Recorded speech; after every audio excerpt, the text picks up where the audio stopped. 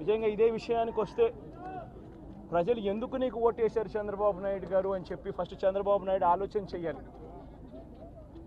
ఒకవైపున వైఎస్ఆర్ కాంగ్రెస్ పార్టీ ప్రజల్లో వ్యతిరేకత వల్ల ఓడిపోలేదు, ప్రజలకు మంచి చేసి ప్రజలకు మంచి చేసి వైఎస్ఆర్ కాంగ్రెస్ పార్టీ ఓడిపోయింది. ఎందుకు ఓడిపోయింది అని అంటే చంద్రబాబు నాయుడు చేసిన మోసపూరిత హామీలకు ప్రజలు కాస్తో కూస్తో కొద్దిగా ఇదే ఆ 10% కాస్త అటువైపున షిఫ్ట్ అయ్యి చంద్రబాబు నాయుడు గారు అధికారంలోకి వచ్చిన పరిస్థితులు. మరి చంద్రబాబు నాయుడు అధికారంలోకి వచ్చిన తర్వాత ఈరోజు రైతులకు ఇస్తానన్న రైతు భరోసా 20,000 రూపాయలు ప్రతి రైతన్నకి ఇస్తానన్నాడు. వ్యవసాయం స్టార్ట్ అయింది, ఖరీఫ్ మొదలైంది, పంటలు వేగంగా వేస్తూ ఉన్నారు రైతన్నలు.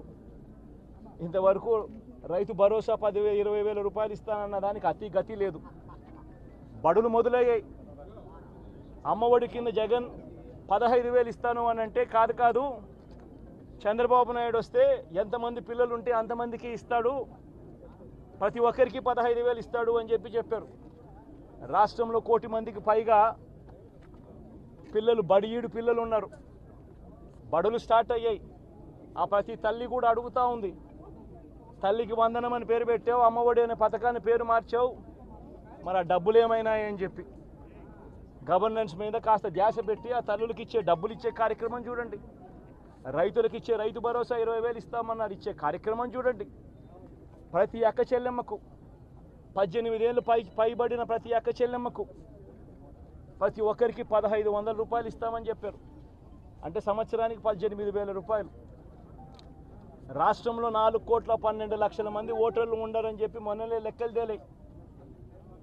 అందులో దాదాపుగా 2,10,00,000 మంది మహిళా ఓటర్లే. అంటే అందరూ 18 సంవత్సరాలు నిండిన మహిళా ఓటర్లే.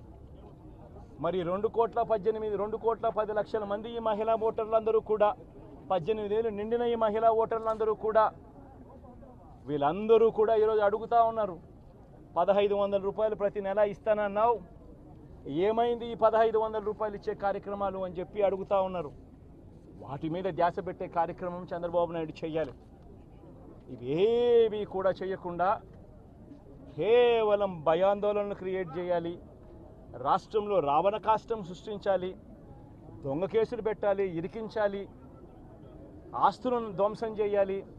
వైఎస్ఆర్సీపీ అభిమానులైనా, వైఎస్ఆర్సీపీ కార్యకర్తలైనా, వైఎస్ఆర్సీపీకి ఓటు వేసిన వారైనా కూడా ఎవరిని కూడా ఉంచకూడదు అన్న దుర్మార్గపు ఆలోచనలతో అడుగులు ముందుకు వేయడం అతి హేయమైన రాజకీయం అని కూడా ఈ సందర్భంగా తెలియజేస్తా ఉన్నా.